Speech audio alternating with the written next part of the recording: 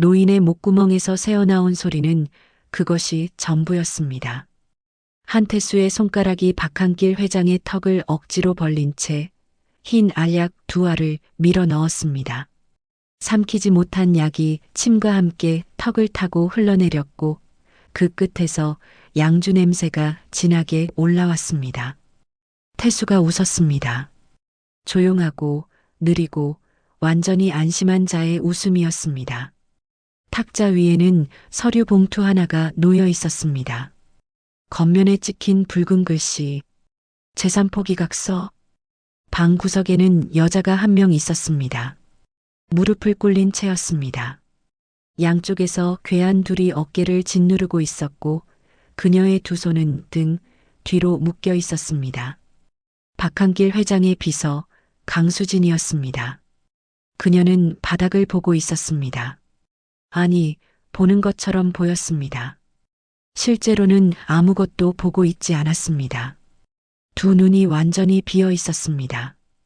두려움도 분노도 눈물도 없이 그저 텅 빈 채로 그 텅 빔이 이상하게도 가장 무서웠습니다. 폭설이 유리창을 두드렸습니다. 설악산 절벽 끝 외부와 완전히 단절된 이 산장 안에서 72세 노인의 입에서 약이 흘러내리고 있었고 태수는 그 모습을 내려다보며 서류를 펼쳐들었습니다. 만년필이 노인의 손 위에 쥐어졌습니다. 아버지, 여기 서명만 하시면 돼요. 손만 움직이시면 되는 거예요. 박한길 회장은 대답하지 않았습니다. 허공을 향한 눈은 초점이 없었고 손은 만년필을 쥔 채 떨리고 있었습니다. 태수는 그 손 위에 자신의 손을 얹으며 천천히 눌렀습니다. 바로 그 순간 구석의 여자가 고개를 들었습니다. 강수진의 눈이 처음으로 초점을 찾았습니다. 박 회장의 떨리는 손을 향해 그 눈빛이 아주 잠깐 불꽃처럼 일렁였다가 사그라들었습니다. 아무도 보지 못했습니다. 태수도 괴한들도. 벽난로 안에서 장작이 타닥 소리를 냈고 산장 안에 양주 냄새와 젖은 눈의 냄새가 섞여 무겁게 가라앉았습니다. 이 밤이 누구의 것인지 아직 아무도 몰랐습니다.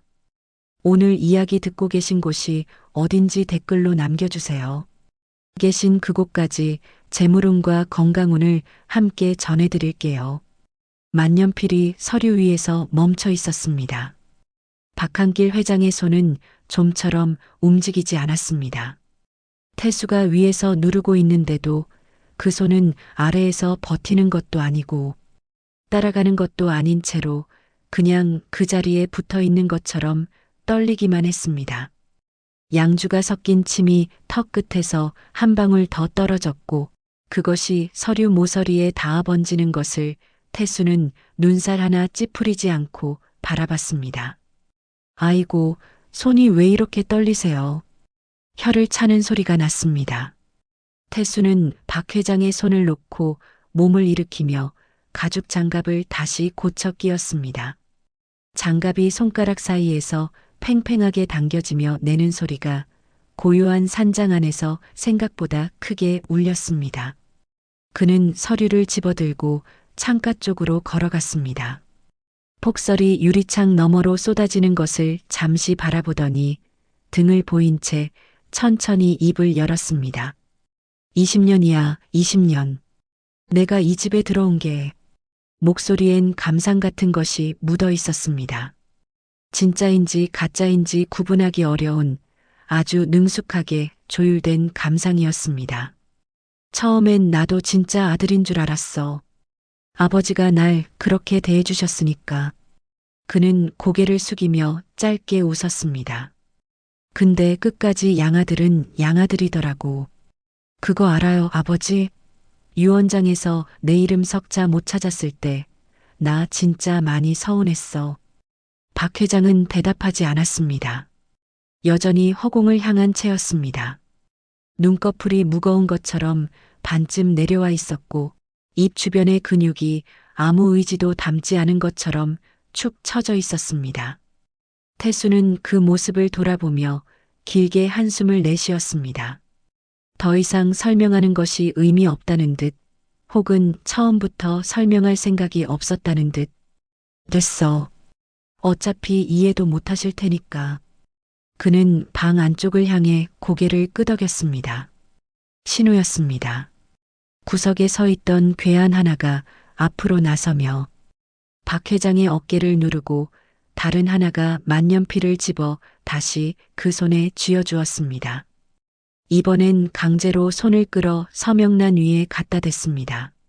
볼펜 끝이 종이 위에서 긁혔습니다. 무언가 흔적이 생겼습니다. 서명이라고 부르기엔 너무 엉망인 그냥 선 하나에 가까운 것이었지만 태수는 그것을 들어보며 흡족한 표정을 지었습니다. 이 정도면 되겠지. 필적 감정? 치매 환자 서명에 감정 기준이 어딨어. 그가 서류를 안주머니에 접어넣는 동안 방 구석의 강수진은 여전히 무릎을 꿇은 채였습니다. 양쪽에서 어깨를 짓누르는 괴한들의 손이 얼마나 무거운지 그 무게가 보는 것만으로도 느껴졌습니다. 그녀의 두 손은 등 뒤로 플라스틱 케이블 타이에 묶여 있었고 묶인 자리의 살이 이미 하얗게 변해 있었습니다. 하지만 수지는 표정 하나 바꾸지 않았습니다. 고통을 참는 표정도 아니었습니다. 그냥 아무것도 없는 얼굴이었습니다. 이 상황이 자신과 아무 관계 없다는 듯 감각을 어딘가 다른 곳에 두고 온 사람처럼 태수가 그녀 앞으로 다가왔습니다. 그는 웅크린 수진의 앞에 서서 잠시 내려다보다가 손에 들고 있던 양주잔을 기울였습니다. 차갑고 독한 액체가 수진의 머리 위로 쏟아졌습니다. 머리카락을 타고 이마로, 볼로, 목으로 흘러내리는 동안 양주 냄새가 진하게 퍼졌습니다. 수진의 눈썹 하나가 미세하게 꿈틀했습니다. 그것이 전부였습니다. 20년 동안 이 노인네 옆에서 뭘 믿고 버텼어? 태수의 목소리가 낮아졌습니다. 충성? 신뢰? 그런 거 다 소설 속 얘기야. 현실에선 가진 자가 이기는 거고 오늘 밤 기준으로 가진 자는 나야. 그는 빈 잔을 탁자 위에 내려놓으며 방을 나서기 위해 몸을 돌렸습니다. 문손잡이를 잡으며 뒤도 돌아보지 않은 채 한마디 더 얹었습니다. 아, 그리고 오늘 밤 이후로 넌 이 산에서 못 내려가. 폭설에 실족사 뭐 이런 거 있잖아. 요즘 그런 사고 많더라. 문이 닫혔습니다. 발소리가 복도를 타고 멀어졌습니다. 방 안에는 괴한 둘과 무릎 꿇린 수진과 소파에 앉은 박 회장만 남았습니다. 벽난로 안에서 장작이 가라앉으며 낮은 소리를 냈고 폭설이 유리창을 두드리는 소리가 한층 더 거세졌습니다. 그리고 침묵이 내려앉은 그 자리에서 박한길 회장의 눈꺼풀이 아주 천천히 올라왔습니다. 반쯤 열려있던 눈이 완전히 뜨였습니다. 텅 비어있던 눈동자 안으로 무언가가 차오르기 시작했습니다. 불꽃이라고 하기엔 너무 차갑고 분노라고 하기엔 너무 고요한 것이었습니다. 오래 눌러두었던 것들이 이제 때가 되었다는 것을 아는 것들이 수면 위로 조용히 올라오는 것 같았습니다. 박 회장의 시선이 수진에게로 향했습니다. 수진은 고개를 들지 않았습니다. 하지만 그 눈빛을 느낀 것처럼 등 뒤로 묶인 손의 손가락이 아주 미세하게 움직였습니다. 하나, 둘, 마치 숫자를 세는 것처럼 벽난로 속 불꽃이 조용히 일렁였습니다. 시간이 얼마나 흘렀을까요? 벽난로 안에 장작이 반쯤 재가 되어 있었습니다. 처음 타오를 때의 기세는 간대였고 불꽃이 낮아진 자리에 주황빛 인걸만 남아 조용히 숨을 쉬고 있었습니다. 방 안의 온도가 조금씩 내려가고 있었지만 괴한들은 장작을 더 넣을 생각을 하지 않았습니다. 오래 있을 자리가 아니라는 것을 그들도 알고 있었으니까요. 수지는 여전히 같은 자리에 무릎을 꿇고 있었습니다. 등 뒤로 묶인 손의 감각이 오래전에 사라진 상태였습니다. 손목 위로 케이블 타이가 파고든 자리가 욱신거렸지만 그 통증이 오히려 선명하게 의식을 붙들어 두는 것 같았습니다. 수지는 바닥의 나뭇결을 눈으로 천천히 따라가고 있었습니다. 생각하는 것처럼 보이지 않으면서 사실은 모든 것을 계산하고 있었습니다. 괴한 둘의 위치, 발소리의 간격, 교대하는 시선의 방향, 그리고 박 회장의 호흡. 박 회장은 소파에 앉아 찻잔을 손에 쥔 채였습니다. 아까와 같은 자세였지만 수진만이 알아차릴 수 있는 것이 하나 있었습니다. 찻잔을 쥔 손의 각도가 달라져 있었습니다. 처음보다 조금 더 단단하게, 조금 더 의도적으로. 복도에서 발소리가 들려왔습니다. 태수였습니다. 문을 열고 들어서는 그의 손에는 술병이 하나 더 들려 있었습니다. 어딘가에서 가져온 양주였는데 이미 반이 줄어 있었습니다. 뺨이 약간 붉어진 것을 보면 혼자 마시고 들어온 것이 분명했습니다.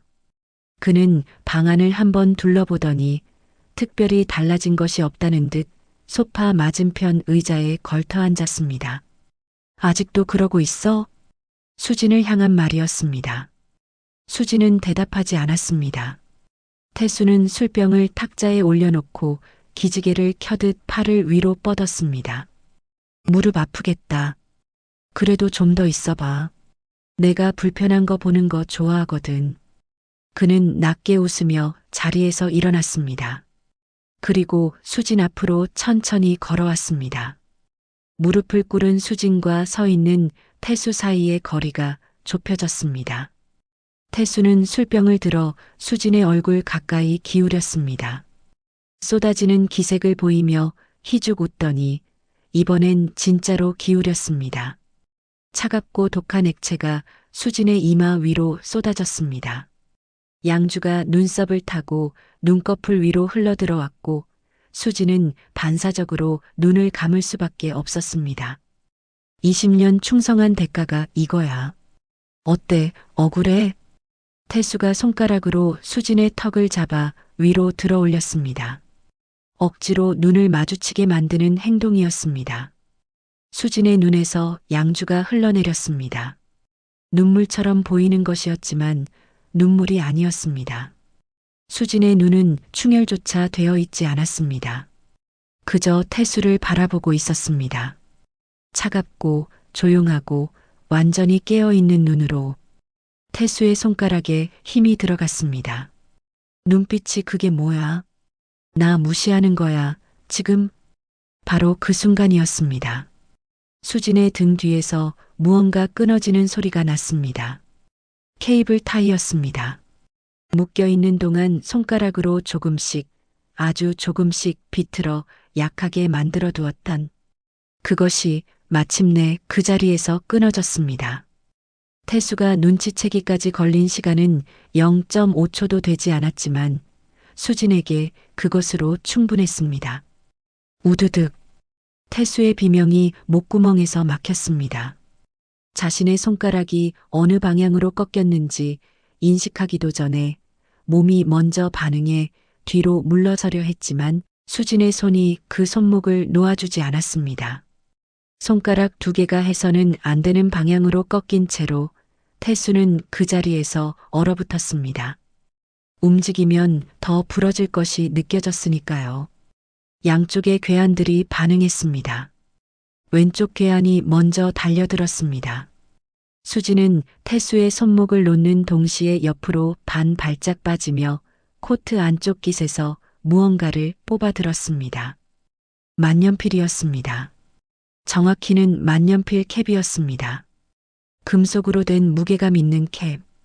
달려드는 괴한의 손이 수진의 어깨에 닿기 직전 캡의 끝이 그의 눈 바로 옆 관자놀이를 정확히 눌렀습니다. 툭. 저항감이 있었습니다. 단단한 것이 단단한 것을 누르는 뼈와 금속이 만나는 그 특유의 묵직한 감각. 괴한이 비명을 지르며 두 손으로 얼굴을 감쌌고 그 자리에서 무릎을 꿇었습니다. 수지는 그를 내려다보지도 않았습니다. 이미 오른쪽 괴한을 향해 몸이 돌아가 있었습니다. 오른쪽 괴한은 멈췄습니다. 달려들다가 왼쪽이 쓰러지는 것을 보고 그 자리에서 발이 붙어버린 것이었습니다. 수진이 만년필 캡을 천천히 손가락 사이에 끼우며 그를 바라봤습니다. 아무 말도 하지 않았습니다. 그저 바라볼 뿐이었는데 그 시선 하나가 상대의 몸에서 무언가를 빼앗아가는 것 같았습니다. 괴한의 발이 반걸음 뒤로 물러났습니다. 수진이 입을 열었습니다. 회장님, 약 드실 시간입니다. 조용하고 단정한 목소리였습니다. 숨이 가쁘지도 떨리지도 않았습니다. 마치 방금 전의 일이 그녀의 일상 어딘가에 늘 포함되어 있던 것처럼 너무나 자연스러운 목소리로 그녀는 그 한마디를 남겼습니다. 그리고 덧붙였습니다. 방해하지 마세요. 태수는 꺾인 손가락을 다른 손으로 감싸 쥔 채 뒤로 물러나 있었습니다. 얼굴에서 혈색이 빠져나가고 있었습니다. 그 눈 안에서 처음으로 계산이 흔들리는 것이 보였습니다. 오늘 밤 이 산장에서 자신이 완전히 설계한 판 위에서 움직인다고 믿었던 그 확신이 손가락 두 개가 꺾이는 시간 동안 조금 금이 간 것이었습니다. 수지는 박 회장 옆으로 걸어갔습니다. 그의 코트 깃을 가지런히 여며드리고 찻잔을 받아 내려놓고 차가워진 차 대신 따뜻한 물 한 잔을 탁자 위에 올려두었습니다. 일련의 동작이 흔들림 없이 이어졌습니다. 바닥에 쓰러진 괴한도 뒤로 물러선 태수도 그 무엇도 그녀의 손을 떨게 만들지 못했습니다. 박 회장이 물 한 모금을 마셨습니다. 그리고 찻잔을 내려놓으며 아주 낮게 거의 혼잣말처럼 말했습니다. 고맙다. 딱 한마디였습니다. 짧았지만 그 안에 담긴 것이 많았습니다. 수지는 대답하지 않았습니다. 대신 박 회장의 손 위에 자신의 손을 잠시 얹었다가 거두었습니다. 그것으로 충분했습니다. 벽난로 안의 불꽃이 다시 한번 일렁였습니다. 누군가 장작을 더 넣은 것도 아닌데 불이 갑자기 커졌습니다. 그 빛이 방 안을 잠시 밝혔다가 이내 다시 낮아졌습니다. 창밖의 폭설은 멈출 기미가 없었고 태수는 꺾인 손가락을 쥔 채 입술을 깨물었습니다. 이 밤의 균형이 조용히 기울기 시작하고 있었습니다.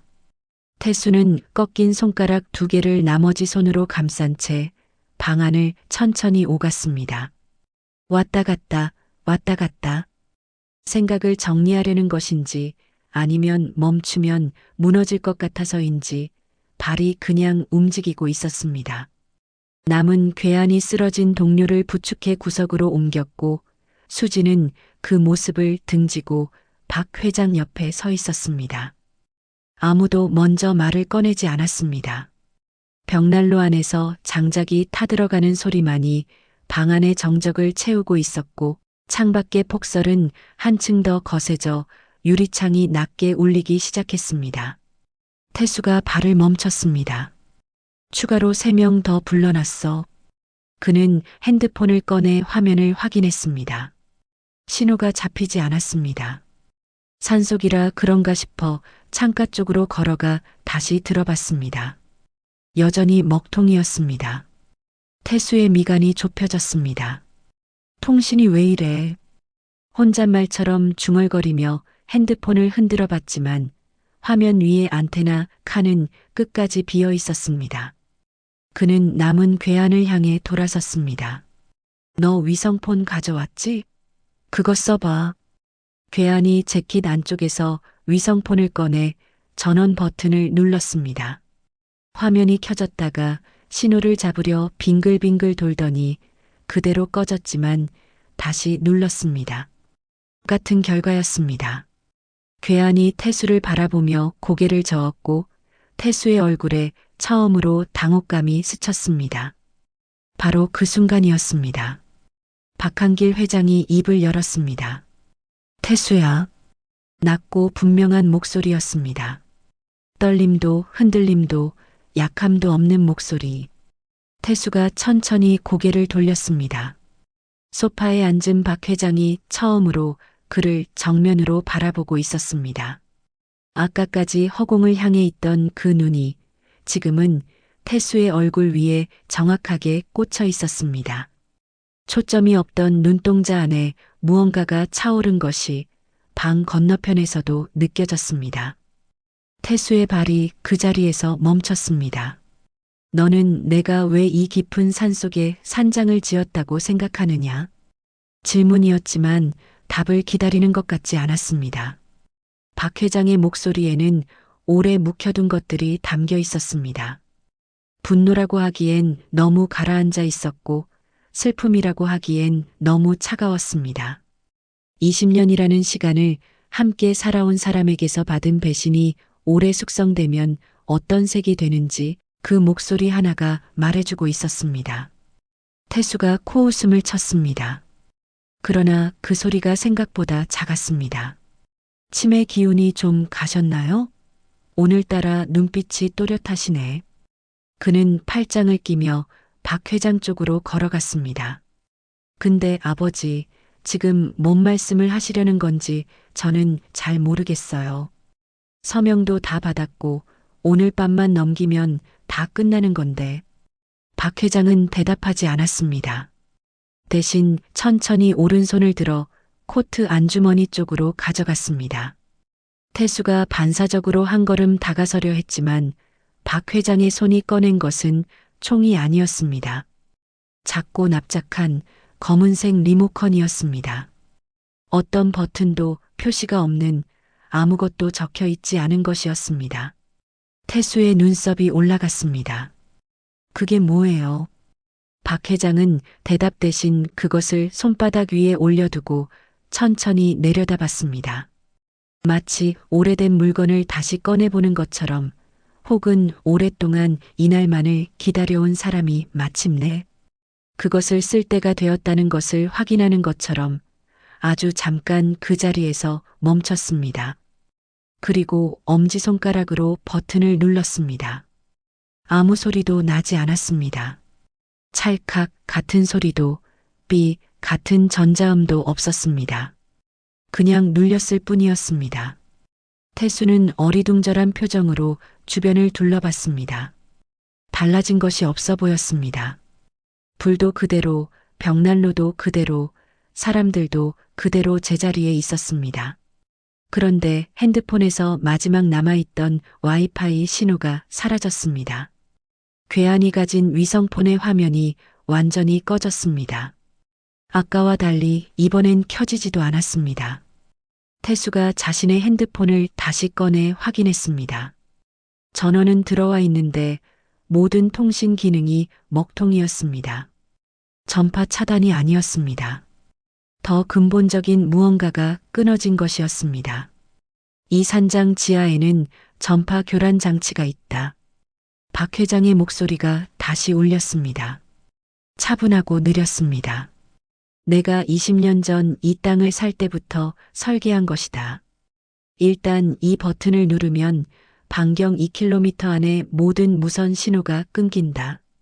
네가 밖에 대기시켜 놓은 사람들도 지금 이 순간 너와 연락이 닿지 않는다. 태수의 입이 벌어졌습니다. 무슨 소리야 그게. 목소리가 처음으로 갈라졌습니다. 처음부터, 이걸 처음부터 준비한 거예요?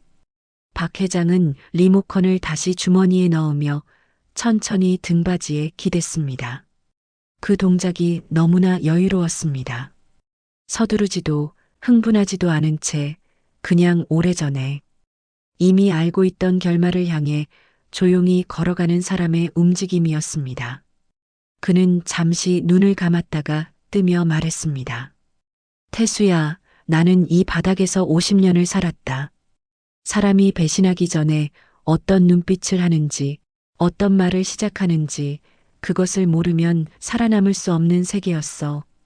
그의 목소리가 아주 조금 낮아졌습니다. 내가 처음 마음을 바꾼 날 나는 알았다. 3년 전이었어. 3년. 그 숫자가 방 안에 떨어지는 순간 태수의 안색이 달라졌습니다. 3년 전이라면 자신이 처음으로 외부 변호사를 접촉하기 시작한 때였습니다. 아무에게도 말하지 않았던 것이었는데, 철저하게 숨겼다고 생각했던 것이었는데, 태수의 뒷목이 서늘해졌습니다. 그때부터 기다렸다. 내가 스스로 모든 패를 꺼내놓을 때까지. 박 회장이 코트 안에서 이번엔 담배 한 개비를 꺼냈습니다. 라이터로 불을 붙이자 담배 끝에서 빨간 불꽃이 피어올랐습니다. 연기가 천천히 올라가며 공기 중에 퍼졌고 그 냄새가 양주 냄새 위로 겹쳤습니다.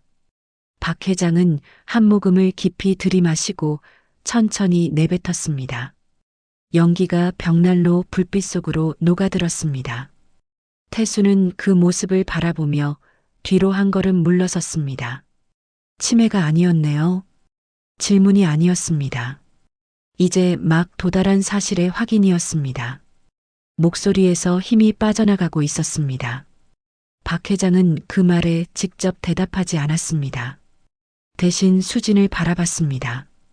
수진과 눈이 마주치는 순간 그녀의 입술이 아주 미세하게 움직였습니다. 말이 아니었습니다. 그냥 오래 기다렸다는 것을 아는 사람끼리만 나눌 수 있는 그 무언가였습니다. 쿵! 산장 전체가 한번 울렸습니다. 지하 어딘가에서 거대한 무언가가 작동하는 소리였습니다. 차단기가 내려가는 것인지 잠금 장치가 걸리는 것인지 정확히 무엇인지는 알 수 없었지만 그 소리 하나로 산장의 성질이 완전히 바뀌었습니다. 그리고 다음 순간 산장 안의 모든 전등이 한꺼번에 꺼졌습니다.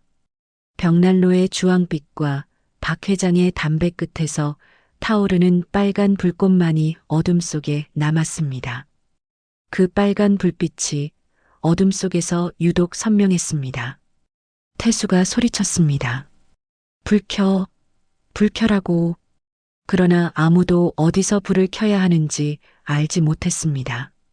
괴한이 손전등을 꺼내 들었지만 그 작은 빛 하나가 오히려 어둠을 더 짙어 보이게 만들었습니다. 박 회장의 목소리가 어둠 속에서 낮게 그러나 산장 전체에 울리듯 흘러나왔습니다. 수진아, 한마디였습니다. 시작해라. 어둠 속에서 수진의 발소리가 사라졌습니다. 어둠은 소리가 있었습니다. 불이 꺼지기 전까지는 몰랐습니다. 산장 안이 이렇게 많은 소리로 가득 차 있다는 것을. 벽난로 안에서 인걸이 식어가는 소리, 유리창이 폭설의 무게를 버티며 미세하게 떨리는 소리, 천장 들보가 한겨울 냉기에 수축하며 내는 소리까지. 눈으로 볼 수 있을 때는 전혀 들리지 않던 것들이 어둠 속에서는 전부 들렸습니다. 그리고 그 소리들 사이사이에 사람의 숨소리가 섞였습니다. 가쁘고 불규칙하고 두려움으로 젖은 숨소리들이 괴한들의 것이었습니다. 손전등 2개가 어둠 속에서 이리저리 움직였습니다. 빛이 닿는 곳은 밝았지만 빛이 닿지 않는 곳은 더 어두워졌습니다. 손전등을 든 사람은 자신이 보호받는다고 느끼겠지만 실제로는 정반대였습니다.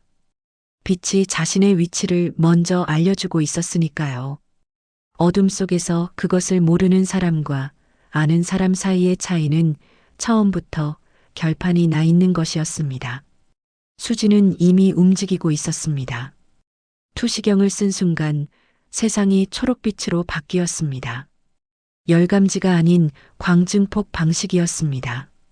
벽난로의 잔열과 손전등 빛이 증폭되어 산장 안이 나처럼 선명하게 펼쳐졌습니다. 괴한들의 윤곽선이 또렷했습니다. 손전등을 든 손의 위치, 무게 중심이 어느 쪽 발에 실려 있는지, 고개가 어느 방향을 향하고 있는지까지 수진의 눈에는 전부 보였습니다. 그녀는 코트 안쪽에서 피아노 와이어를 꺼냈습니다. 두 손에 감는데 3번을 감았습니다. 가죽이 덧대어진 손잡이 부분이 손바닥 안에 정확하게 맞았습니다. 와이어가 팽팽하게 당겨지며 공기 중에 칭하는 금속성 진동을 냈습니다. 아주 작은 소리였지만 고요한 어둠 속에서 그것이 들린 괴한 하나가 손전등을 그쪽으로 돌렸습니다. 이미 수지는 그 자리에 없었습니다. 복도 쪽 끝에서 손전등 하나가 흔들렸습니다. 야, 누구야? 거기 누구 있어? 목소리가 갈라져 있었습니다. 손전등이 복도를 향해 뻗었고 빛이 닿는 곳마다 빈 공간만 드러났습니다. 괴한이 한 걸음씩 복도 쪽으로 다가갔습니다. 두 걸음, 세 걸음. 뒤에서 동료를 부르려고 고개를 돌리는 순간이었습니다. 쉭. 와이어가 공기를 가르는 소리가 났습니다. 그리고 그 소리가 채 사라지기도 전에 괴한의 몸이 복도 쪽으로 끌려 들어갔습니다. 손전등이 바닥으로 굴러떨어졌습니다. 빛이 방향을 잃고 천장과 바닥을 번갈아 비추다가 벽에 부딪혀 멈췄습니다. 그리고 조용해졌습니다. 방 안에 남은 괴한이 소리쳤습니다. 강씨, 강씨, 어디 갔어?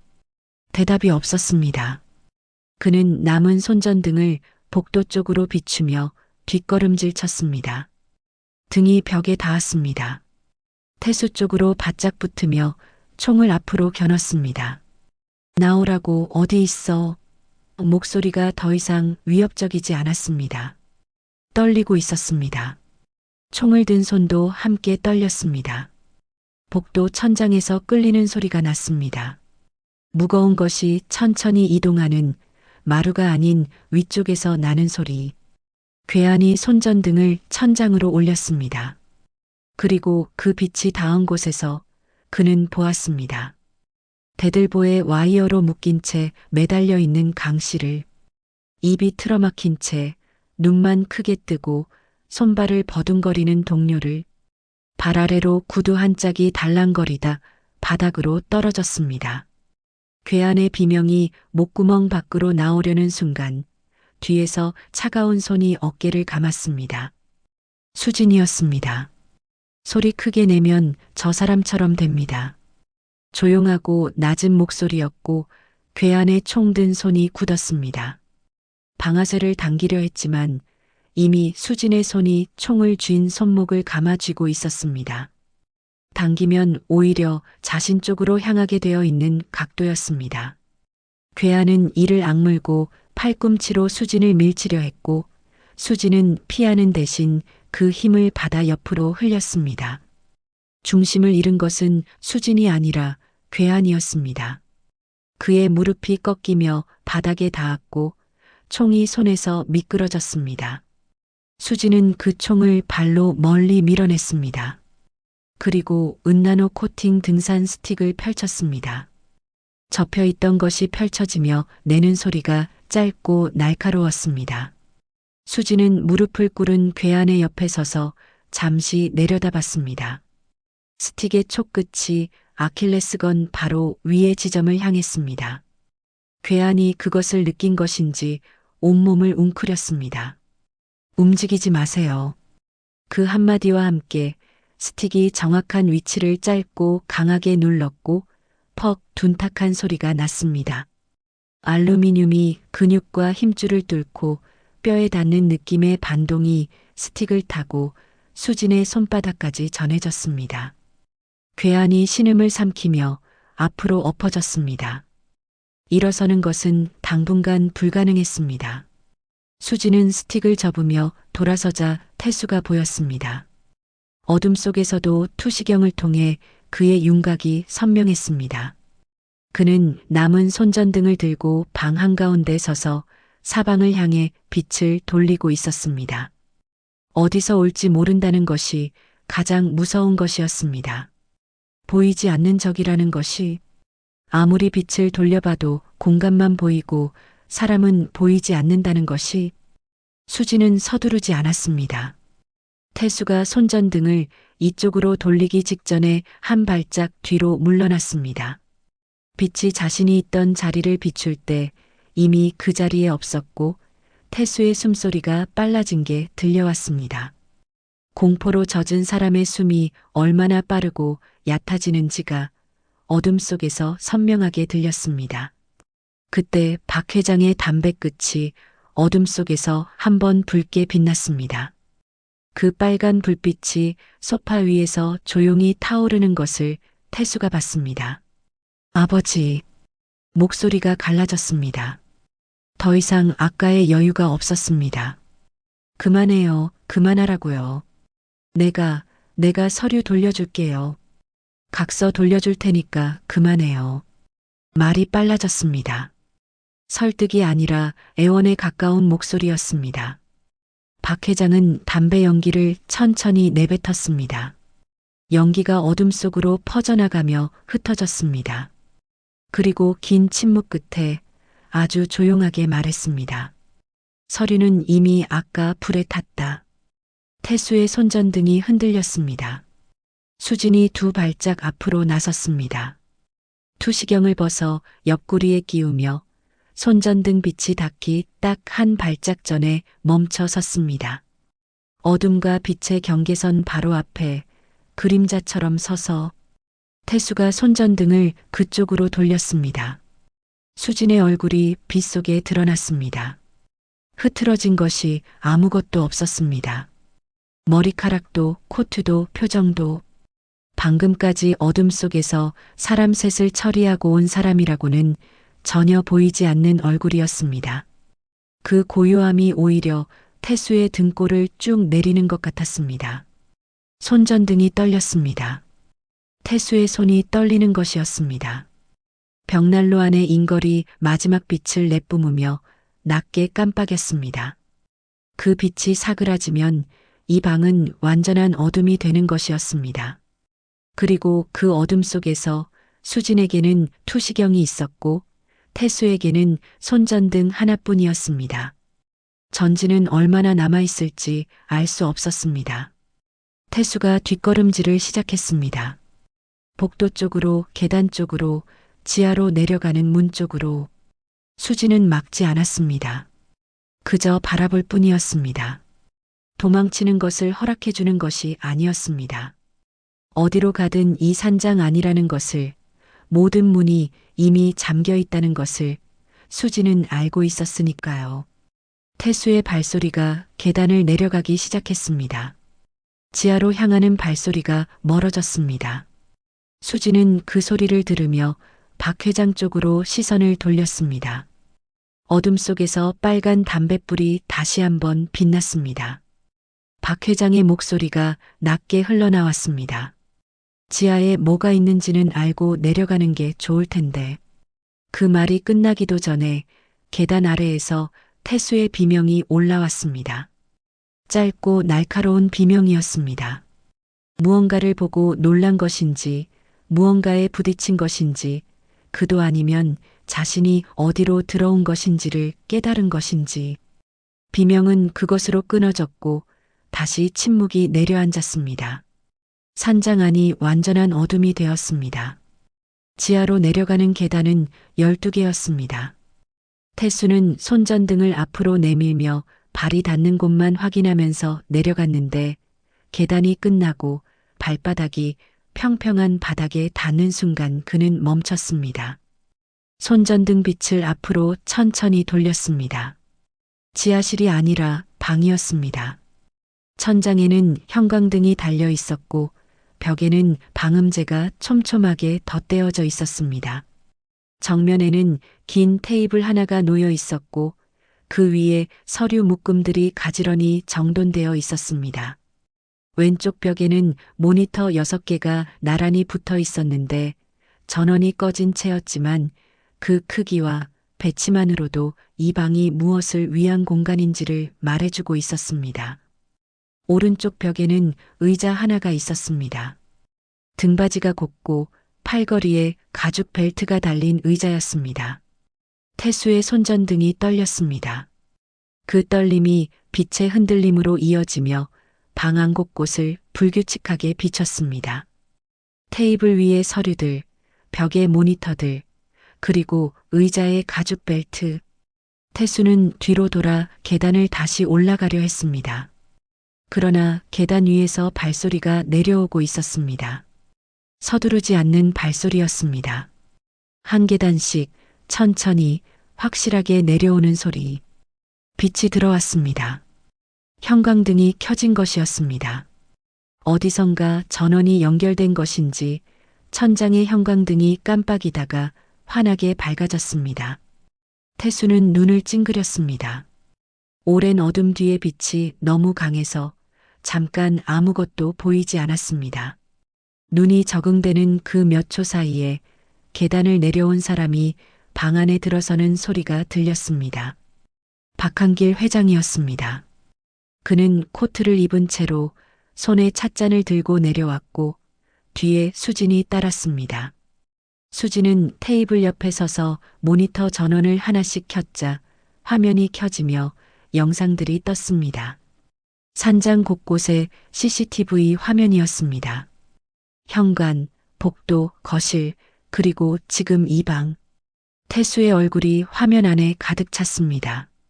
겁에 질려 눈을 찡그리고 있는 자신의 얼굴이 모니터 6개에 각각 다른 각도로 담겨 있었습니다. 태수가 신음을 흘렸습니다. 처음부터 다 찍고 있었던 거야? 박 회장은 테이블 맞은편 의자에 앉으며 찻잔을 내려놓았습니다. 달그락 소리가 이 방에서는 위층보다 더 또렷하게 울렸습니다. 방음제가 외부 소리를 차단하는 동시에 내부의 소리는 더 밀도 있게 만드는 것 같았습니다. 앉아라, 태수야. 박 회장이 맞은편 의자를 가리켰습니다. 등받이가 곧은 팔걸이에 벨트가 달린 그 의자를. 태수는 움직이지 않았지만 박 회장은 재촉하지 않았습니다. 그저 찻잔을 감싸 쥐고 태수를 바라볼 뿐이었습니다. 그 눈빛이 오래 기다린 사람의 것이었습니다. 더 이상 서두를 이유가 없는 사람의 것이었습니다. 태수가 결국 의자로 걸어갔습니다. 수진이 테이블 위에 서류 묶음 하나를 집어 태수 앞에 내려놓았습니다. 클립으로 묶인 서류들이었는데 첫 장에 날짜가 찍혀 있었습니다. 3년 전 날짜였습니다. 이게 뭐야?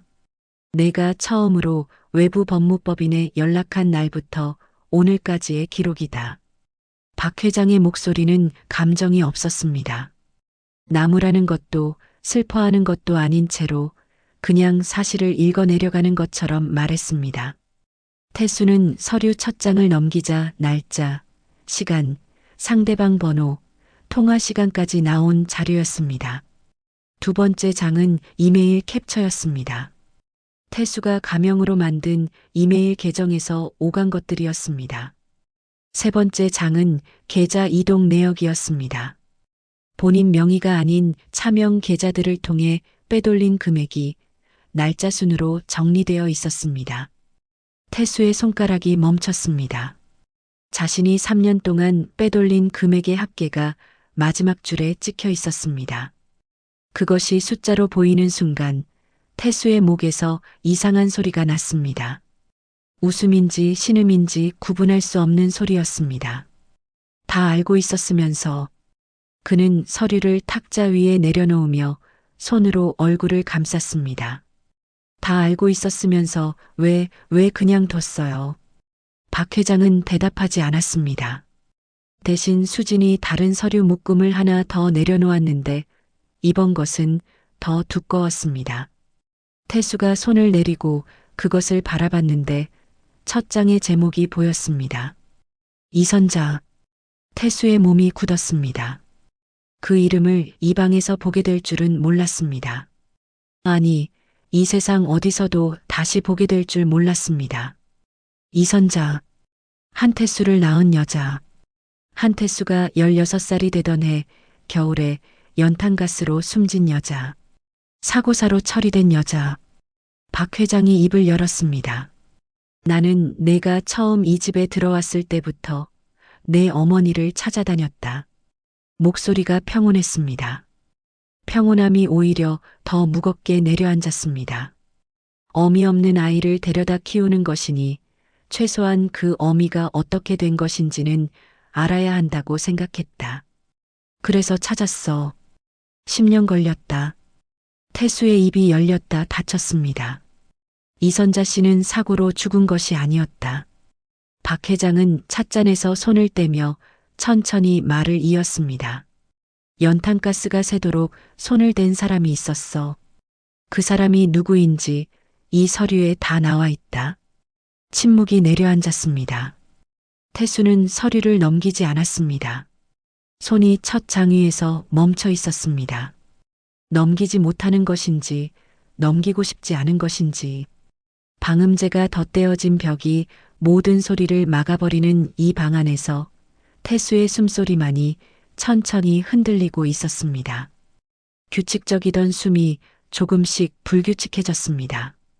가슴이 오르내리는 폭이 달라졌습니다. 그는 서류를 넘겼고 사진이 있었습니다. 오래된 흑백 사진이 아니라 선명한 칼라 사진이었습니다. 이선자의 마지막 거처였던 방의 사진이었습니다. 연탄 아궁이 옆에 찍힌 사진, 문틈을 막은 테이프의 사진, 그리고 그 테이프에서 채취한 지문 감정서까지. 지문 감정서의 하단에는 비교 대상 지문이 함께 실려 있었습니다. 태수가 그 이름을 보는데 걸린 시간은 3초였습니다. 한태수, 1982년 7월생. 태수의 손에서 서류가 흘러내렸습니다. 바닥으로 떨어지는 종이들이 펼쳐지며 사방으로 흩어졌습니다. 그는 의자 위에서 앞으로 천천히 무너졌습니다. 두 손이 무릎 위에 떨어졌고 고개가 아래로 숙여졌습니다. 어깨가 흔들리기 시작했습니다. 그것이 울음인지 다른 무언가인지 소리가 나지 않아서 알 수 없었습니다. 박 회장은 그 모습을 오래 바라봤습니다. 찻잔을 다시 손에 감아 쥐며 어깨가 흔들리는 태수를 그냥 바라봤습니다. 분노가 없는 눈이었습니다. 슬픔도 없었습니다. 그 긴 세월 동안 배신과 거짓과 계략을 모두 지켜보며 다 써버린 것인지 지금 남은 것은 그냥 텅 빈 무언가였습니다. 혹은 텅 빈 것처럼 보이지만 사실은 너무 가득 차 있어서 아무것도 더 들어올 수 없는 상태인지도 몰랐습니다. 수진이 조용히 태수 옆에 서서 흘러내린 서류를 주워 다시 정돈했습니다. 태수가 고개를 들었는데 눈이 붉어져 있었습니다. 얼굴이 구겨져 있었습니다. 그러나 그 안에서 나오는 말은 반성도 용서를 구하는 것도 아니었습니다. 무너진 사람의 입에서 나오는 것이 항상 진실은 아니었습니다. 이거 증거로 써봤자야. 목소리가 쉬어 있었습니다. 공소시효 지났어. 다 지났다고. 박 회장이 처음으로 웃었습니다. 소리 없는 웃음이었습니다. 입꼬리가 아주 조금 올라가는 그것뿐이었습니다. 그리고 나서 찻잔을 탁자 위에 내려놓으며 말했습니다. 너도 참 불쌍한 놈이야. 그 한마디가 그 어떤 비난보다 더 깊이 꽂혔습니다. 태수의 얼굴이 다시 구겨졌습니다. 욕을 들을 때는 버틸 수 있었습니다. 분노를 들을 때도 버틸 수 있었습니다. 그러나 이것은 측은히 여기는 것은 버티는 방법을 몰랐습니다. 공소시효 얘기를 하는 걸 보니 아직도 모르는구나. 박 회장은 자리에서 일어나며 코트를 여몄습니다. 내가 이 서류를 꺼낸 건 법정에 가져가려는 것이 아니야. 그는 태수를 내려다보며 덧붙였습니다. 내가 평생 잊지 못하게 하려는 것이다. 방음제가 덧댄 벽이 모든 소리를 막아주는 이 지하 방 안에서 태수는 처음으로 자신이 완전히 혼자라는 것을 느꼈습니다. 위층에는 와이어에 묶인 용병들이 있었고 밖에는 통신이 끊겨 연락이 닿지 않는 사람들이 있었고 이 방 안에는 자신이 죽인 어머니의 이름이 적힌 서류가 바닥에 흩어져 있었습니다. 계단 위쪽에서 바람소리가 내려왔습니다. 산장 어딘가의 틈새로 스며든 폭설의 냉기가 계단을 타고 지하까지 내려오는 것이었습니다. 태수의 어깨 위로 그 냉기가 얹혔습니다. 그는 몸을 작게 웅크렸습니다. 무의식적인 동작이었습니다. 추위 때문만이 아니었습니다. 수진이 계단 쪽으로 걸어가며 말했습니다. 잠시 후에 다시 오겠습니다. 그 말이 끝나고 발소리가 계단을 올라가기 시작했습니다. 박 회장도 뒤따랐습니다. 형광등은 꺼지지 않았습니다. 환한 빛 속에 태수만 혼자 남았습니다. 모니터 6개에 자신의 얼굴이 담긴 채로 바닥에 흩어진 서류들 위에 이선자라는 이름이 곳곳에 박힌 채로 계단 위에서 문이 닫혔고 잠금 장치가 걸리는 소리가 났습니다. 그리고 태수는 아주 오랫동안 아무 소리도 내지 않았습니다. 얼마나 지났을까요? 지하방의 형광등은 꺼지지 않았습니다. 그 환한 빛 속에서 태수는 의자에 앉은 채로 시간이 흐르는 것을 느꼈습니다. 처음에는 탈출구를 찾으려 했습니다. 벽을 두드려보고 문 틈새에 손가락을 끼워보고 모니터 뒤쪽의 배선을 잡아당겨도 봤는데 방음제가 덧댄 벽은 단단했고 문은 꼼짝도 하지 않았습니다. 모니터들은 여전히 산장 곳곳을 비추고 있었는데 위층 거실 화면에는 수진이 창가에 서서 바깥을 내다보는 모습이 담겨 있었습니다. 그녀는 움직이지 않고 그냥 서 있었습니다. 그 고요한 뒷모습이 어쩐지 가장 위압적이었습니다. 태수는 결국 다시 의자에 앉았습니다. 바닥에 흩어진 서류들을 주울 생각은 하지 않았습니다. 이선자라는 이름이 적힌 종이들이 발 옆에 널려 있었지만 눈길을 주지 않으려 했습니다. 주지 않으려 할수록 자꾸 눈이 갔습니다.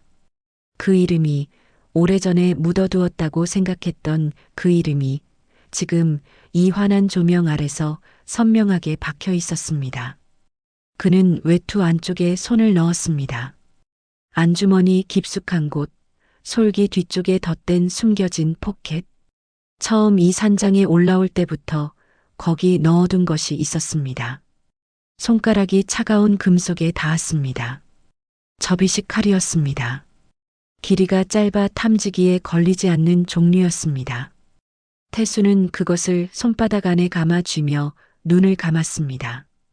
계단 위에서 발소리가 들렸습니다. 한 사람의 발소리였습니다. 내려오는 속도가 아까 박 회장이 내려올 때와 달랐습니다. 더 가볍고 더 조용했습니다. 태수는 눈을 뜨고 의자에서 일어섰습니다. 손 안에 칼을 쥔 채 문 쪽 벽에 등을 붙였습니다. 문이 열리면 처음 들어오는 사람의 시야에서 벗어날 수 있는 각도였습니다. 잠금 장치가 풀리는 소리가 났습니다. 문이 열렸습니다. 들어선 것은 수진이었습니다. 그녀의 손에는 물 한 잔이 들려 있었습니다. 태수를 위한 것이었습니다.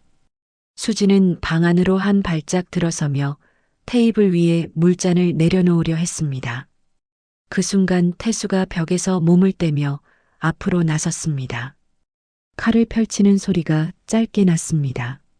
찰칵! 수진이 멈췄습니다.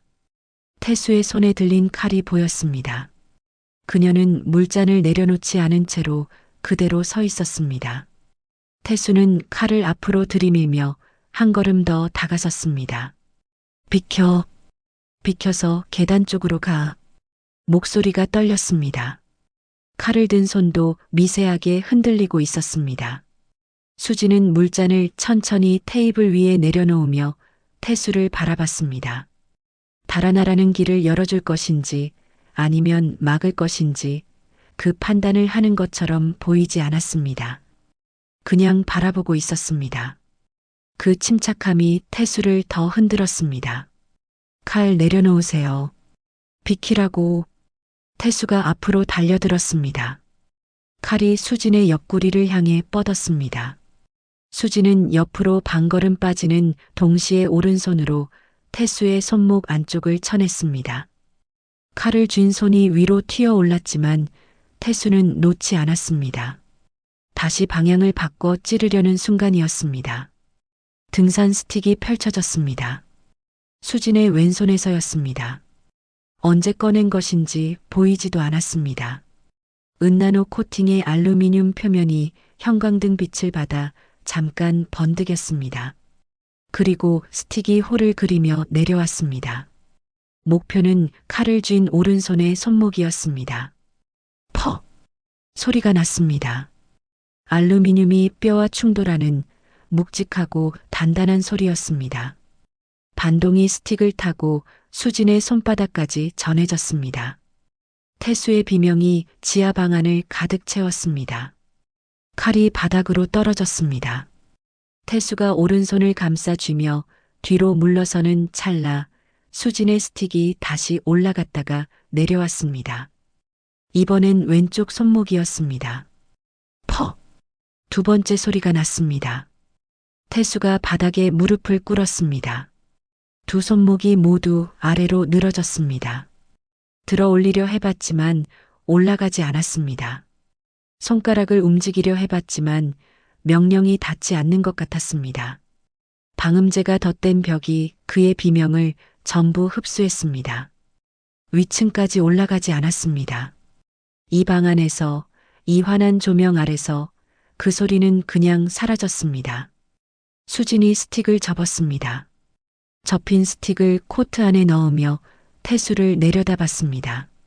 무릎을 꿇은 채 두 손목을 가슴 앞으로 끌어안고 있는 태수를 수진은 오래 바라봤습니다. 판단하는 눈이 아니었습니다. 기억하는 눈이었습니다. 이 사람이 오늘 밤 한 일들을, 박 회장의 입에 억지로 밀어넣은 약을, 자신의 머리 위로 쏟아부은 양주를, 실족사라는 단어를 입 밖에 낼 때의 표정을 하나씩 기억하는 눈이었습니다. 그녀가 천천히 입을 열었습니다. 손은 죄가 없지요. 낮고 조용한 목소리였습니다. 태수가 고개를 들었습니다. 눈물이 고인 눈으로 수진을 올려다봤습니다. 수진은 시선을 피하지 않으며 말을 이었습니다. 주인을 잘못 만난 게 죄입니다. 그것으로 끝이었습니다. 더 이상 아무것도 말하지 않았습니다. 길게 꾸짖지도 이유를 설명하지도 용서 여부를 언급하지도 않았습니다. 그 짧은 두 문장이 태수의 귓속으로 파고드는 것으로 충분했습니다. 아니, 그것이 오히려 더 오래 남을 것이었습니다. 분노 어린 긴 말보다 감정을 빼고 건네는 짧은 한마디가 사람의 안쪽 어딘가를 더 깊이 건드린다는 것을 수진은 알고 있는 것 같았습니다. 수진은 바닥에 떨어진 칼을 집어들었습니다. 그것을 들고 테이블 위를 지나쳐 벽 쪽 선반으로 걸어갔습니다. 선반 위에는 작은 금속 상자 하나가 놓여 있었습니다. 수진은 그 상자를 열고 칼을 안에 넣었습니다. 상자를 닫는 소리가 짧게 났습니다. 그리고 수진은 계단 쪽으로 걸어갔습니다.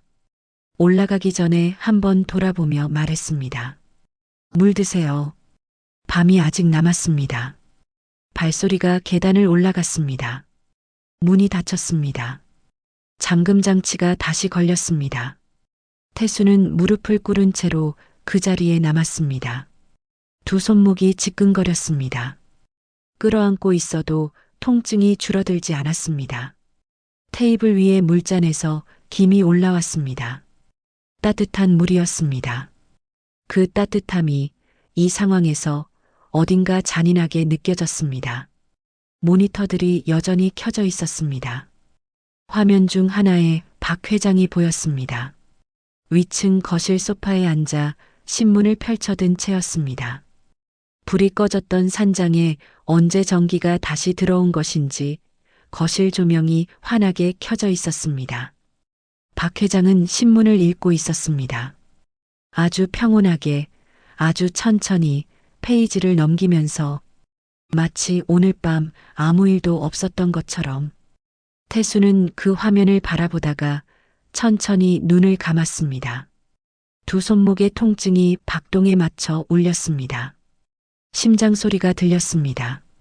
자신의 심장 소리가 이렇게 크게 들린 것이 언제였는지 기억이 나지 않았습니다. 어쩌면 처음인지도 몰랐습니다. 모든 것을 갖고 있다고 믿었을 때는 들리지 않던 것이 아무것도 없어진 자리에서 비로소 들리는 것이었습니다. 형광등이 윙하는 소리를 내며 빛을 유지했습니다. 이 방에서는 어둠조차 허락되지 않았습니다. 새벽이 오고 있었습니다. 지하방에는 시계가 없었습니다. 그러나 태수는 시간이 흐르는 것을 느꼈습니다. 형광등 빛은 변하지 않았지만 몸이 알았습니다. 통증이 익숙해지는 속도, 배고픔이 올라오는 감각, 그리고 공포가 극에 달했다가 어느 순간 이상하게 무뎌지는 과정까지. 태수는 테이블에 등을 기댄 채 바닥에 앉아 있었습니다. 두 손목은 여전히 욱신거렸고 손가락을 쥐어보면 힘이 절반도 들어가지 않았습니다.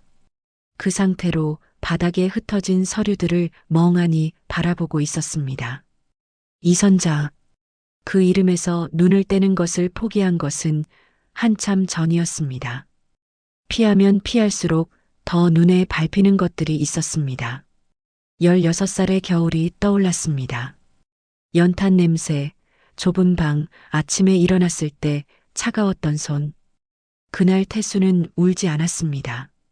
울 이유가 없다고 생각했습니다. 자신을 위해 아무것도 해준 것이 없는 여자였으니까 그렇게 스스로를 설득했습니다. 그리고 그 설득이 30년 가까이 흔들리지 않았습니다. 오늘 밤이 되기 전까지는. 계단에서 발소리가 들렸습니다. 이번엔 두 사람이었습니다. 무게감이 다른 두 발소리가 계단을 내려왔습니다. 잠금 장치가 풀리고 문이 열렸습니다. 박한길 회장이 먼저 들어섰고 수진이 뒤따랐습니다. 박 회장의 손에는 아무것도 들려있지 않았습니다. 수진은 작은 나무 상자 하나를 들고 있었습니다.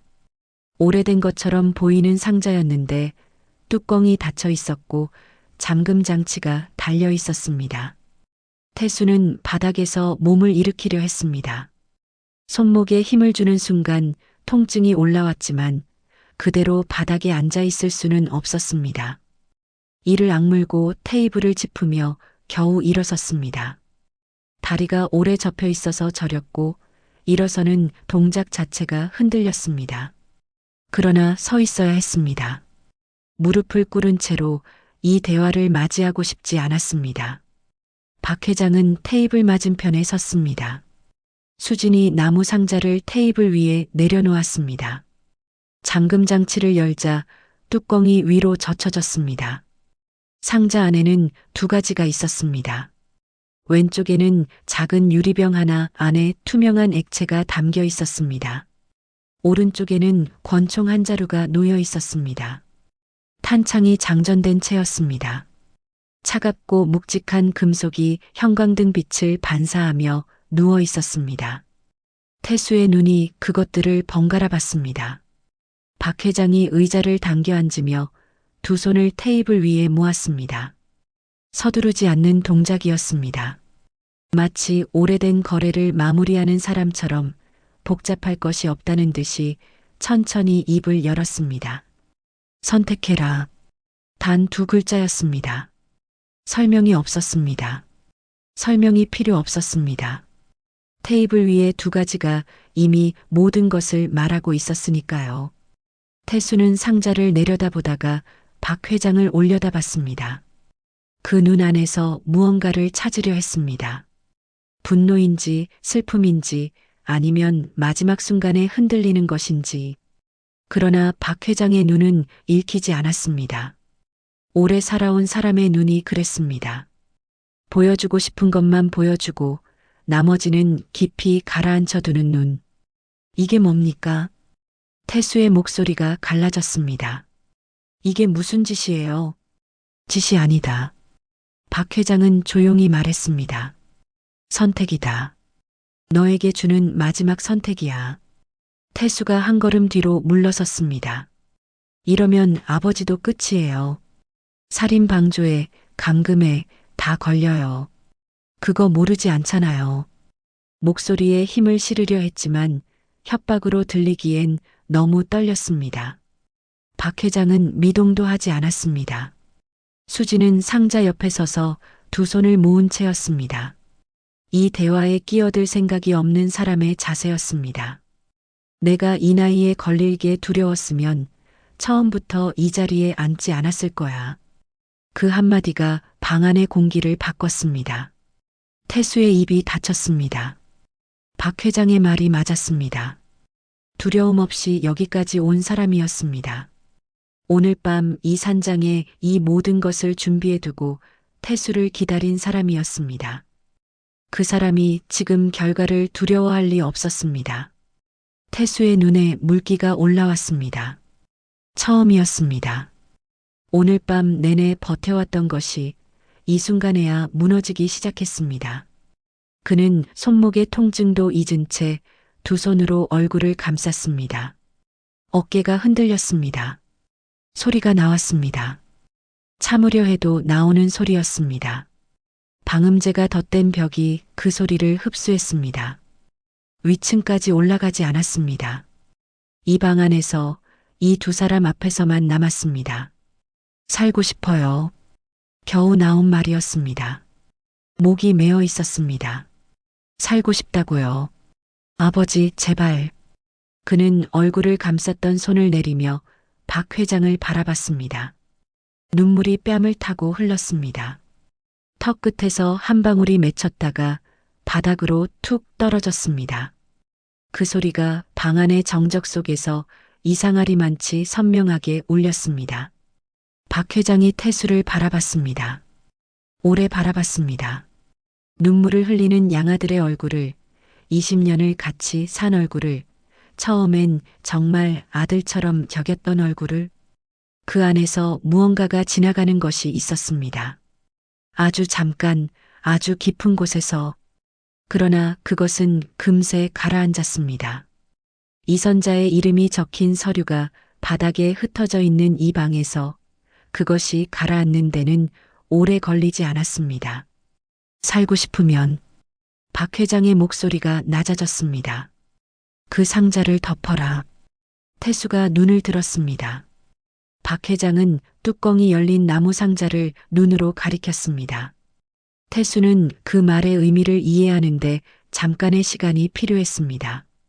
상자를 덮으라는 것은 그 안의 것들을 쓰지 않겠다는 것이고, 그것은 곧 다른 방식의 결말을 받아들이겠다는 것이었습니다.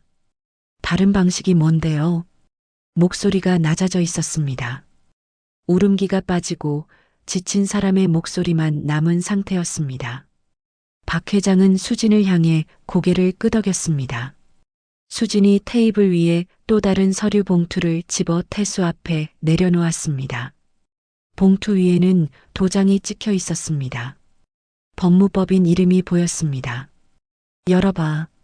태수가 손목 통증을 참으며 봉투를 열었습니다. 두꺼운 서류가 나왔습니다. 첫 장에 제목이 있었습니다.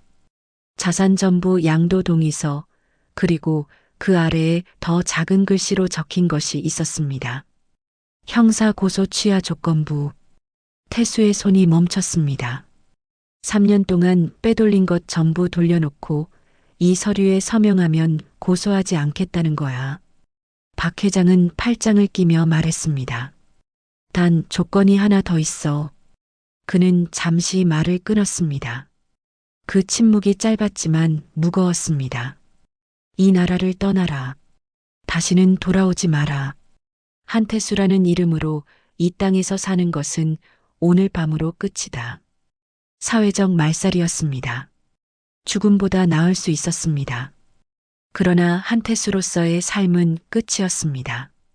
45년을 쌓아온 것이 전부 사라지는 것이었습니다. 재산도, 이름도, 자리도. 그것을 받아들이는 것과 받아들이지 않는 것, 두 가지 사이에서 태수는 서리를 내려다봤습니다. 바깥에서 소리가 들렸습니다. 처음에는 바람 소리인 줄 알았는데 점점 커졌습니다. 규칙적이고 기계적인 소리였습니다. 헬기였습니다. 수진이 먼저 알아차렸습니다. 모니터 화면 중 하나에 산장 외부가 보였는데 새벽빛이 희미하게 들어오는 하늘 아래 헬기의 불빛이 보였습니다. 경찰 헬기였습니다. 태수가 대기시켜 놓은 사람들이 새벽까지 연락이 닿지 않자 신고한 것인지 아니면 박 회장 쪽에서 미리 준비해 둔 것인지 어느 쪽이든 그 헬기는 지금 이 산장을 향해 내려오고 있었습니다. 로터 소리가 점점 커졌습니다. 태수의 눈이 흔들렸습니다. 경찰이 들어오면 상황이 달라졌습니다. 아니, 달라지는 것 같았지만 실제로는 달라지지 않았습니다.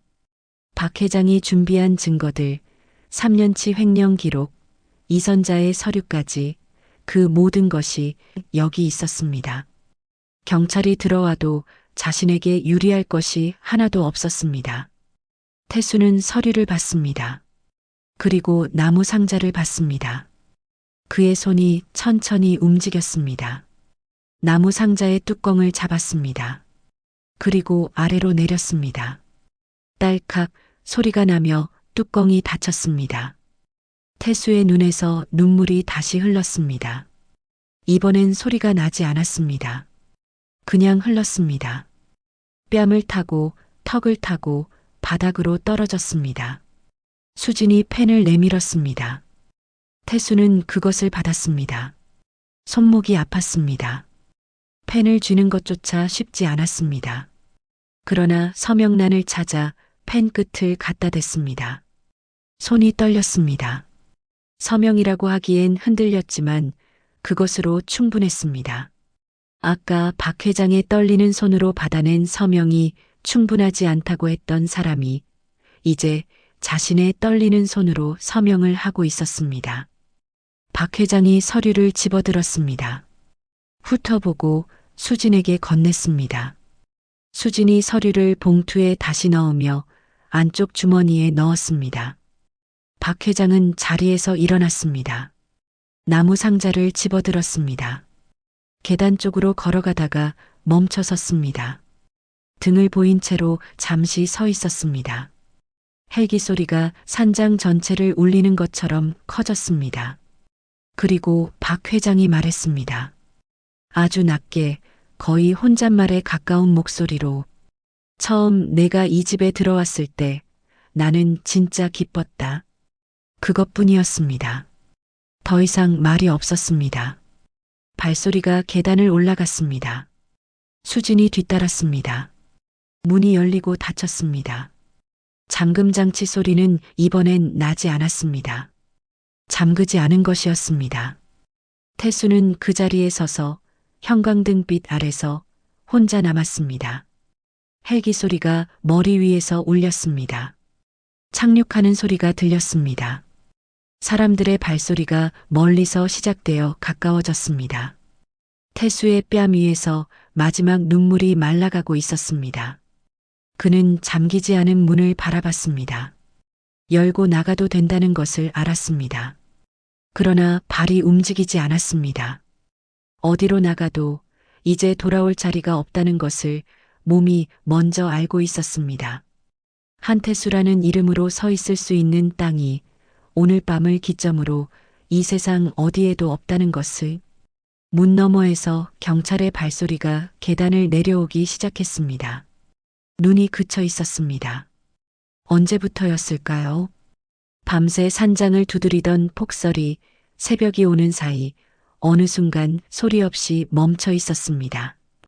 유리창 너머로 보이는 설악산은 흰 눈을 가득이고 서 있었고 그 위로 이른 아침 햇살이 비스듬히 내려앉아 있었습니다. 어젯밤의 일이 꿈이었던 것처럼 산은 아무것도 모른다는 듯 그냥 거기 있었습니다. 고요하고 무심하고 아름답기까지 했습니다. 수지는 산장 현관 앞에 서 있었습니다. 손에는 눈삽이 들려 있었습니다. 밤새 쌓인 눈이 현관 앞 계단을 덮고 있었는데 그녀는 그것을 한 삽씩 치워내고 있었습니다. 서두르는 기색이 없었습니다. 힘을 빼고 일정한 리듬으로 마치 오래전부터 해오던 일을 오늘도 하는 것처럼 삽이 눈을 퍼올릴 때마다 흰 눈이 옆으로 날렸고 그것이 아침 햇빛을 받아 잠깐 반짝였다가 사라졌습니다. 계단 위쪽에서 타이어 소리가 들렸습니다. 경찰 차량이 눈길을 밟으며 산장 앞을 지나가는 소리였습니다. 어젯밤부터 아침까지 몇 번을 오갔는지 모를 차량들이었습니다. 대기시켜 놓은 용병들은 이미 연행되었고 지하에서 올라온 태수는 수갑을 찬 채 차에 실렸습니다. 그 과정을 수지는 직접 보지 않았습니다. 볼 필요가 없었습니다. 이미 오래전에 끝난 일이었으니까요. 오늘 아침 이 삽질이 진짜 마무리였습니다. 눈을 다 치우고 나서 수지는 잠시 서서 숨을 골랐습니다. 입김이 하얗게 피어올랐다가 공기 중으로 녹아들었습니다. 손바닥이 차가웠습니다. 장갑을 끼고 했는데도 금속 삽자루에 냉기가 스며든 것인지 손을 쥐었다 펴봤습니다. 어젯밤 케이블 타이가 파고들었던 자리에 아직 붉은 자국이 남아 있었습니다. 수지는 그것을 잠깐 내려다봤습니다. 그리고 장갑을 다시 끼웠습니다. 산장 안으로 들어서는데 거실 쪽에서 찻잔 달그락 소리가 들렸습니다. 박한길 회장이었습니다. 소파에 앉아 신문을 펼쳐들고 있었는데 어느새 갈아입은 것인지 깔끔한 코트 차림이었습니다. 찻잔에서 김이 올라왔습니다. 난방이 들어온 것인지 거실이 따뜻했습니다. 어젯밤 꺼졌던 전등도 다시 켜져 있었고 벽난로에는 새 장작이 들어가 조용히 타고 있었습니다. 밤새 있었던 일의 흔적은 거의 지워져 있었습니다. 바닥에 굴러다니던 손전등도 흩어진 케이블 타이도 용병 대장이 쓰러지며 뒤집어 놓은 의자도 언제 정리한 것인지 알 수 없었습니다. 수진이 코트를 벗어 걸으며 말했습니다. 현관앞 눈 다쳤습니다. 회장님. 수고했다. 박 회장은 신문에서 눈을 들지 않은 채 대답했습니다. 짧은 대답이었지만 그 안에 담긴 것이 적지 않다는 것을 수지는 알았습니다. 20년을 함께한 사람 사이에는 그런 것들이 있었습니다. 말의 길이와 무게가 반드시 비례하지 않는다는 것, 짧을수록 오히려 더 많은 것이 담겨 있을 때가 있다는 것. 수지는 주방 쪽으로 가서 손을 씻었습니다. 찬물이 손목의 자국 위로 흘렀습니다. 차가웠지만 개운했습니다. 수건으로 손을 닦으며 거실 쪽을 봤습니다. 박 회장이 신문을 내려놓고 창밖을 바라보고 있었습니다.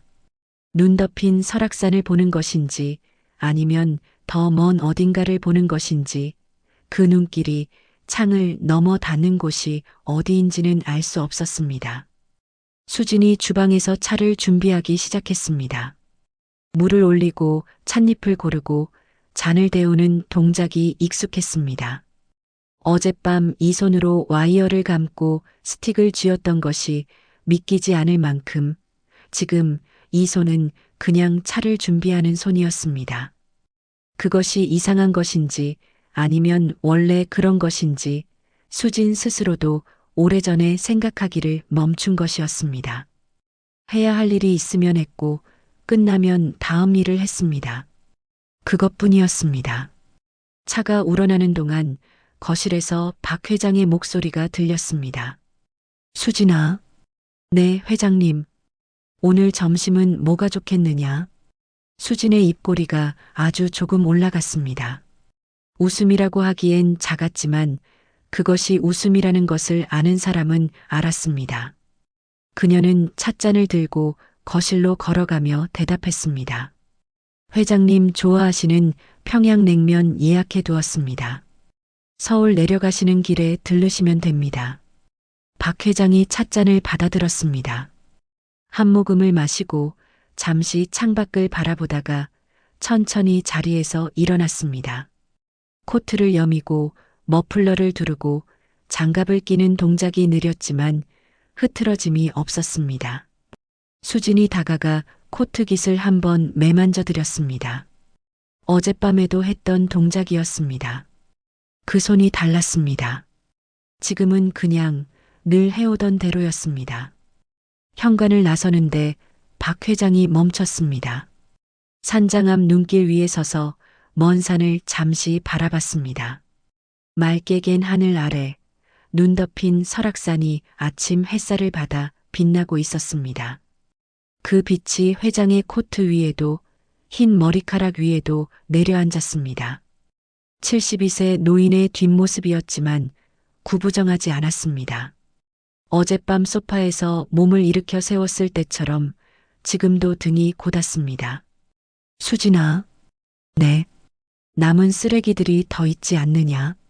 수진은 대답하지 않았습니다. 대신 먼저 걸어가 차 문을 열었습니다. 박 회장이 천천히 걸어와 차에 올라탔습니다.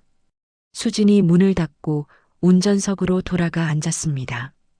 시동이 걸렸습니다. 검은 세단이 눈길 위에서 천천히 움직이기 시작했습니다. 산장이 뒤로 멀어졌습니다. 타이어 자국이 흰 눈 위에 두 줄로 새겨졌습니다. 선명하고 깊은 자국이었습니다. 차가 산길을 내려가는 동안 산장은 점점 작아졌습니다. 어젯밤 그 모든 것이 일어났던 곳이 지금은 그냥 눈 덮인 산속의 건물 하나로 보였습니다. 산장 지하에서 아직 아무도 데리러 오지 않은 사람의 비명이 들렸습니다. 그러나 그 소리는 멀었고 눈보라가 다시 일기 시작한 설악산의 바람 속으로 아무도 듣지 못할 곳으로 묻혔습니다. 차는 멈추지 않았습니다.